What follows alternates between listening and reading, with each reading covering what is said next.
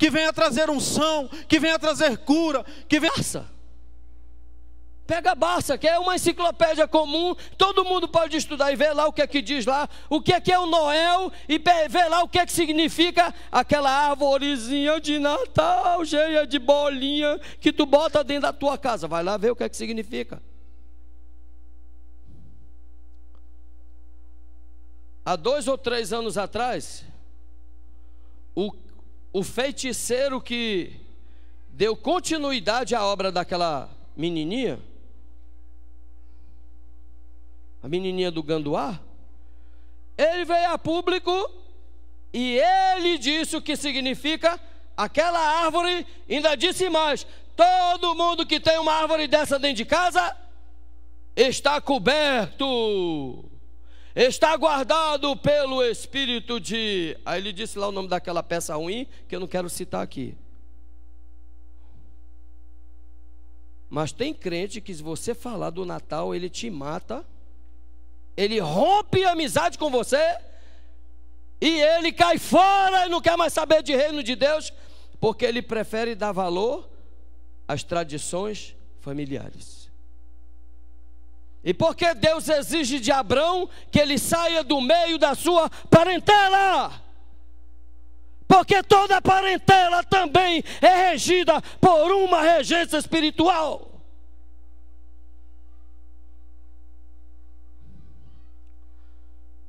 Olha, presta atenção aqui numa coisa que eu vou falar para vocês, muito séria, muito séria. Qual foi a marca que Deus estabeleceu para o seu povo quando Ele estabelece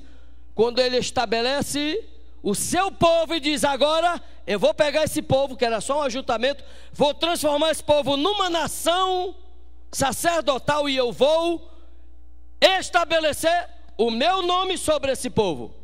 E aí ele começa a arrancar aquele povo do Egito. Quando o povo vai sair do Egito, presta bem atenção numa coisa, olha só, Deus vai começar a arrancar Israel do Egito. Presta bem atenção no que eu vou te dizer agora. Como Deus vai arrancar Israel do Egito, Israel se formou todo dentro do Egito, só que Israel não podia tocar, só que a regência do Egito, os deuses do Egito não podiam tocar Israel, enquanto Deus não permitisse. Como Deus permitiu, eles vêm para tentar deglutir. Deus, chegou a hora de tirar Israel do Egito. Quando Deus vai tirar Israel do Egito, os principados do Egito fazem reivindicações sobre Israel. Sabe por quê? Porque o povo, ao ser formado dentro do Egito, eles adquiriram hábitos egípcios de idolatrias e de feitiçarias. O Egito tinha na época de Israel 300 e poucos deuses. Segundo a história, ele tinha uma média de 1,5 deus para cada dia. E quando Israel vai sendo retirado do Egito, há uma reivindicação maligna contra Israel, motivo pelo qual Deus agora vai enviar a última praga para glorificar o nome dele sobre Israel. Ele vai enviar a última praga, que é exatamente o sacrifício de todos os primogênitos. Mas para que ele sacrificasse todos os primogênitos, os que não deveriam ser sacrificados teriam que ser marcados, teriam que ser remidos, teriam que ser resgatados por Deus de alguma maneira. E Deus já vai estabelecer então a primeira marca de redenção do homem. Quem se lembra qual foi essa marca? Diga: o sangue. O sangue de quê? Muito bem, não foi o sangue do coelho, nem foi o sangue do coelho, e muito menos de coelho que bota ovo, né? Então Deus estabeleceu, presta atenção em mim, apesar do calor, não se preocupe não, que eu também estou ensopando aqui. Então, presta atenção em mim agora. Quando o principado maligno vai querer reivindicar também direitos sobre os primogênitos de Israel, para que o espírito de morte não visite os primogênitos de Israel, Deus estabelece a Páscoa. O que é a Páscoa? O que é a festa da Páscoa? Aquela festa que Deus estabelece é uma festa, o que eu disse para vocês ainda há pouco? Profética. que apontava para o quê? Para a redenção total e completa do homem. Só que naquele momento ela é uma redenção temporária que é feita pelo sangue do cordeiro, de cordeiros animais. Aí o que acontece? Por intermédio daquela marca, todos os primogênitos de Israel são poupados, mas os primogênitos, desde animal até primogênito, gente do Egito, perderam a vida, porque não estavam cobertos pela marca do sangue. Então, pela marca desse sangue, você já sabe qual é a única marca estabelecida por Deus para que nós sejamos olhados pelo reino espiritual e sejamos vistos como filhos de Deus. Qual é a marca? A sangue de quê? Mas agora é a marca do sangue do Cordeiro Santo, que é Jesus. Então Deus estabeleceu uma marca para nós. Diga: eu sou filho de Deus. Quantos filhos de Deus tem aqui nessa noite? Aleluia. Então, como filho de Deus, você tem a vida de Deus em você. Então fale. Diga: eu, como filho de Deus, cidadão do reino de Deus, eu tenho uma marca que me caracteriza e me separa e me protege, me livra, me cobre com relação ao reino das trevas. Diga: a marca é o sangue de Jesus. Alguém aqui já teve uma experiência de demônios se manifestarem e você, debaixo daquela batalha, você clamar pelo sangue de Jesus? Sangue de Jesus tem poder, e o demônio bater em retirada? Alguém aqui já teve uma experiência dessa? Ninguém teve. Ô Jesus, dá experiência para os teus filhos, meu Pai. A marca do sangue estabelece a propriedade do reino de Deus. Presta atenção em mais uma coisa aqui que eu vou te dizer agora, para você entender tudo isso. Presta atenção. Vocês se lembram que quando Jesus mandou os 12, presta bem atenção para você entender isto. Vocês lembram quando Jesus mandou os 12 fazerem treinamentos? Ele deu poder a eles para, em nome dele, Jesus, eles fazerem maravilhas. E quando eles voltaram, qual foi o relatório de Pedro? Ele voltou alegre. E qual foi a ênfase de Pedro? Ele disse: Senhor, Senhor, em teu nome até os demônios se submeteram a nós. E o que foi que Jesus disse para ele? Pedro, não te alegra por isso, mas te alegra primeiro, por quê? Porque o teu nome está escrito no livro da vida. Eles se submeteram a ti porque o teu nome está escrito no livro da vida. Mas Jesus foi e disse algo para ele, presta atenção. Pedro disse para ele: Pedro, olha, eu vi o diabo descer como um raio sobre vocês. E ele foi ao Pai e ele rogou ao Pai para te cirandar como trigo. Porque Jesus mandou Pedro e mandou todos os seus discípulos, mas mesmo assim o diabo se levantou, foi à presença de Deus e foi reivindicar para cirandar Pedro como um trigo. E é isso que ele gosta de fazer com o crente, cirandar crente como trigo. Ainda tem crente besta que vai se sujeitar a fazer o que o diabo gosta lá no mundo. Principalmente jovens, achando que com eles não vai acontecer nada. Cuidado, meu irmão. Por que que o diabo foi à presença de Deus e disse: eu quero cirandar Pedro como um trigo? Porque a redenção ainda não havia acontecido.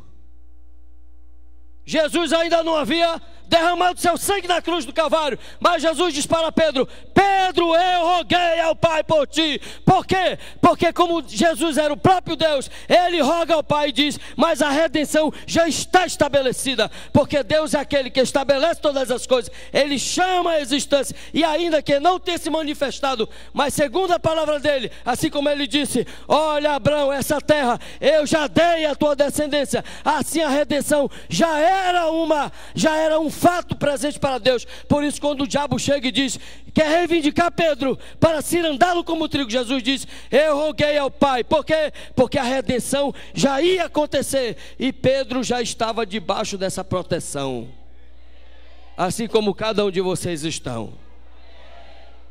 Estão conseguindo entender isso aí? Então Jesus já vai enfatizar diante do Pai que a marca do sangue de Yeshua HaMashiach está sobre Pedro e ele não pode mais ser tocado. O diabo não tem mais direito sobre ele, porque o sangue do Cordeiro já ia ser derramado e agora não tem mais como o diabo tocar nele. Ele não é mais propriedade do inferno, assim como você também não é mais. Então Deus estabeleceu uma marca que estabelece a autoridade dele sobre nós. Ele estabeleceu uma marca que estabelece a nossa cidadania de cidadãos do reino de Deus. Ele estabeleceu sobre nós uma marca que estabelece a herança que Jesus trouxe para nós de vida em abundância. Estão conseguindo entender isso aí?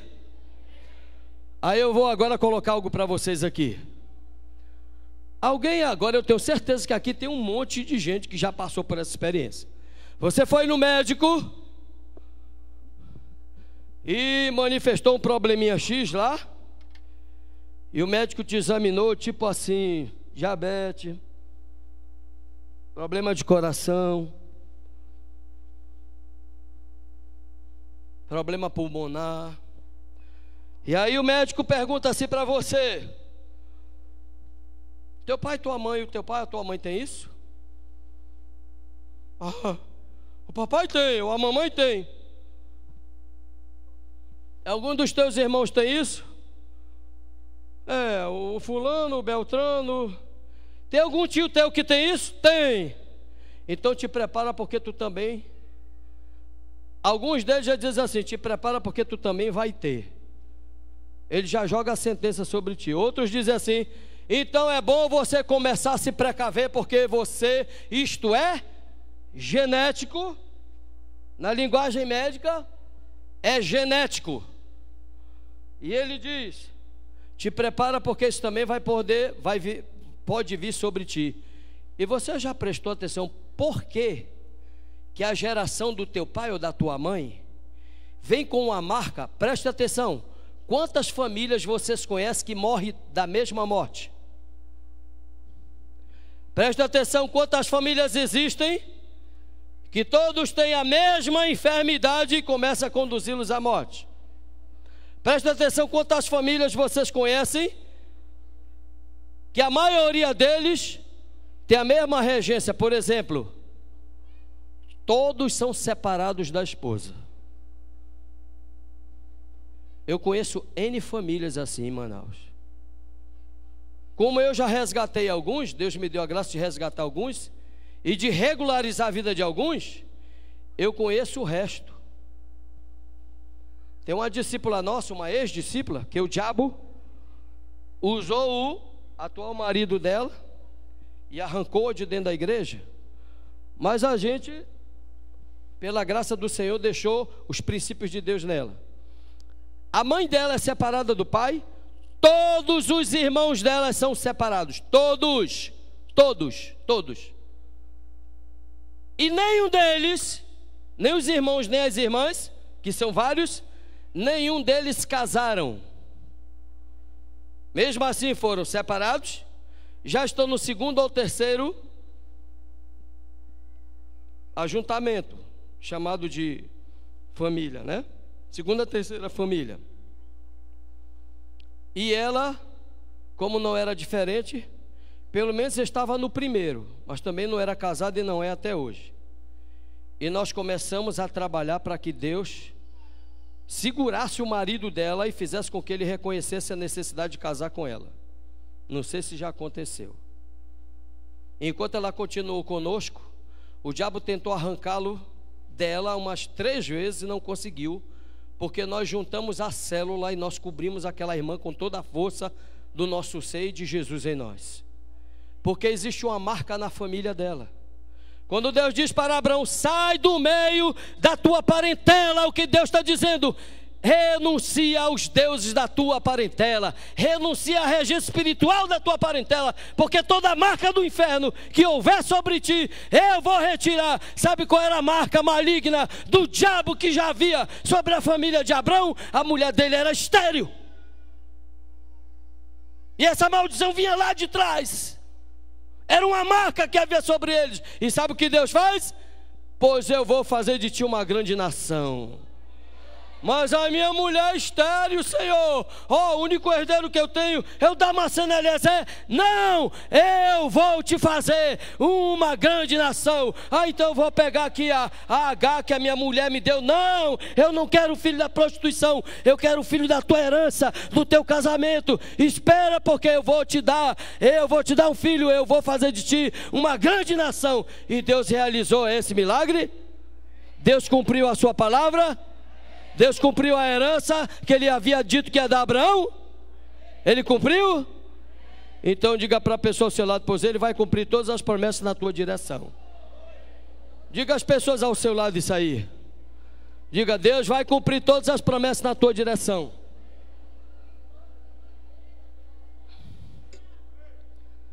Diga para o seu irmão ao seu lado, o que havia de marca de maldição, de espíritos familiares no meio da tua casa, Deus vai te ensinar como tu vais remover essas marcas nesses dias. Diga, você, meu irmão, olha para o teu irmão, diga, meu irmão, você não está sujeito a essa mesma servidão. Você não tem direito nem obrigação a se submeter a esse jugo desigual. Diga, vida em abundância é a herança que o Deus Altíssimo trouxe sobre ti. Você não precisa ser mais marcado pela marca de nenhum espírito familiar, porque você agora é propriedade do Deus Altíssimo. Se você crê nisso, faça alguma coisa, fica de pé e dá um salto de alegria na presença do Senhor. Você não precisa mais ser marcado por marca de nenhum demônio na tua vida, meu irmão. Você é herança divina.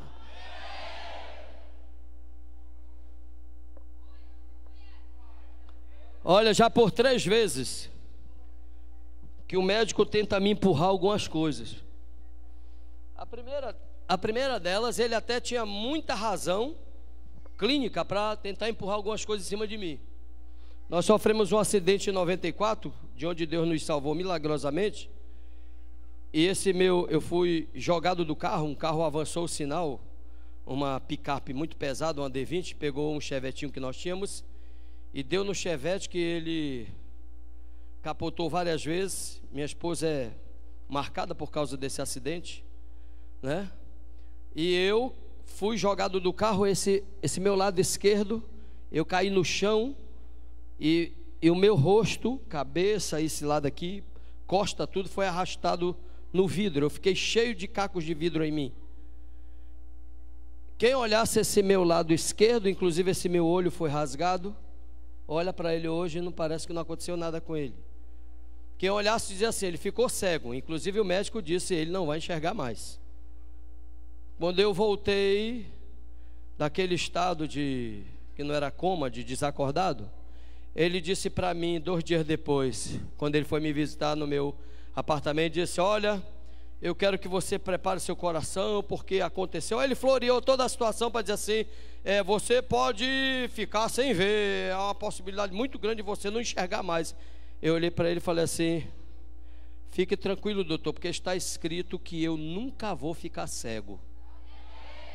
Aí ele disse, bom, eu não sei o que você está falando, mas eu quero lhe dizer que o corte foi muito profundo na sua vista esquerda e atingiu o seu olho. Eu disse, não atingiu não, doutor, fique tranquilo que eu vou enxergar. Você tem tanta certeza assim? Tenho. Está escrito na Bíblia que Deus não quer sacerdote cego oferecendo o pão dele sobre o altar dele. E não se preocupe que Deus não vai me deixar ficar cego. Aí ele Bom, tudo bem, eu aprecio gente de fé, é bom você ter fé, porque a fé ajuda, né, e tal, e foi embora. 2 dias depois ele voltou e disse: ó, chegou o grande dia, nós vamos agora tirar o curativo do seu olho, vamos ver, né, o olho ainda estava muito inchado. Aí ele chegou, tirou, o olho quase não abria. Aí ele disse: só consegue abrir o olho? Eu abri. Aí eu tapei o outro olho, falei assim, mesmo com o olho ruim, assim: essa cor da sua coisa é isso, aquilo. O senhor entrou aqui com a mão para trás, bote a mão para frente para me dizer o que tem na sua mão. Aí ele botou, eu falei tudinho. Eu disse: lá na janela tem isso, está ali a luz do sol batendo. Ele disse: pô, rapaz, que bom, graças a Deus que você tá vendo. Eu digo: eu vou ver tudo. Aí ele foi dizer assim: você vai ter que fazer uma operação plástica desse olho, que você vai ficar com a vista baixa. Eu digo: não vou não, doutor, minha vista não vai ficar baixa não, pode ficar tranquilo que Deus vai me recuperar tudo. Olha, rapaz, mas isso aí, ó, olha como ficou aqui. Botou um espelho aqui, isso aqui meu descia assim em cima do olho. Eu disse: fique tranquilo que Deus vai recuperar isso. Olha olha esse meu lado aqui, estava todo inchado. Olha como está a sua vista. Inclusive tem muito pedaço de vidro ainda aí dentro do seu rosto, vai ter que tirar. Eu disse: Deus vai me ajudar a sair tudo isso aqui, e depois disso eu vou servir a Ele do jeito que Ele quer, mas eu não vou ficar com defeito. Fique tranquilo, doutor, que um dia eu vou voltar aqui com o senhor. E um dia eu voltei lá com ele nem se lembrava mais quem era eu. Eu tive que dizer quem era eu, aí ele foi se lembrar.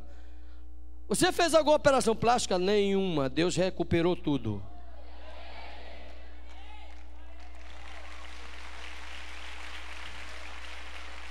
Aí daquele acidente, eu perdi essa orelha. Fiquei só com um pedacinho aqui de baixo. Fiquei essa parte aqui principal, eu perdi. Isso aqui é uma orelha que foi reconstruída da minha costela. Aí quando eu fui fazer essa operação para recuperar a orelha, o médico do coração que me examinou olhou para o meu exame e disse: você é diabético desde quando? Eu disse: nunca fui, não sou e nunca serei. Ele olhou para a minha cara: quem é o médico aqui, é você ou eu? Eu digo: é o senhor, mas eu não sou nenhum diabético. Na minha família não tem um diabético, não tem herança diabética. Ainda que tivesse, não vou ser diabético, porque eu sei que o que Deus tem para mim. Então você vai voltar e vai fazer porque o seu sangue está com açúcar alto. Eu digo: bom, tudo bem, está com açúcar alto, mas eu não sou diabético, nem do tipo 1, nem do tipo 2. Então vamos ver, você vai voltar e vai fazer o exame do pâncreas assim assado. Você vai comer do jeito que você come. Você vai comer meio-dia em ponto, 3 horas da tarde, você volta no laboratório, faz o exame assim assado e traz para mim esse exame. Vá no laboratório X, porque eu vou dar uma direção lá para aquele laboratório. Aí deu uma direção para o laboratório. Eu fui lá. No dia que eu peguei, fui proclamando a palavra. No dia que eu peguei o exame e voltei para ele, ele pegou e o exame veio lacrado, eu não podia abrir. Levei para ele, ele abriu, olhou. É, rapaz, que bom, né, que você não é diabético, né? Ele disse: eu já sabia, o senhor é que ficou insistindo, não pensava nem ter perdido esse tempo todo. Mas foi até bom ele fazer aquilo, porque Deus foi provar para mim mesmo que eu não era diabético, que eu podia até ficar com uma pulguinha na cabeça por conta do açúcar alto no sangue. Aí passados uns dias eu vou fazer o exame do coração. Ele disse: rapaz, você tem algum problema no coração? Doutor, pelo amor de Deus, para de me dar problema, eu não tenho nada no coração. Você sabe por quê, meu irmão? O diabo vai usar muito médico para tentar te condenar debaixo de sinais que o diabo está falando por ele. Não é ele. O inimigo que rege os teus familiares lá de trás, ele vem para tentar estabelecer a marca em ti. E a primeira grande coisa que ele quer fazer é fazer com que um médico ou alguém diga assim: teus pais tiveram isso, os teus irmãos têm, os teus tios tiveram, tu também vai ter. Não receba, porque você agora é regido pelo sangue do Messias. Você está debaixo da marca do sangue do Messias. Você agora é cidadão do reino de Deus. Você agora é filho do Deus vivo, e a sua herança chama-se vida em abundância. Se você crê nisso, fique de pé e dê um aplauso ao Senhor, tremendo e maravilhoso.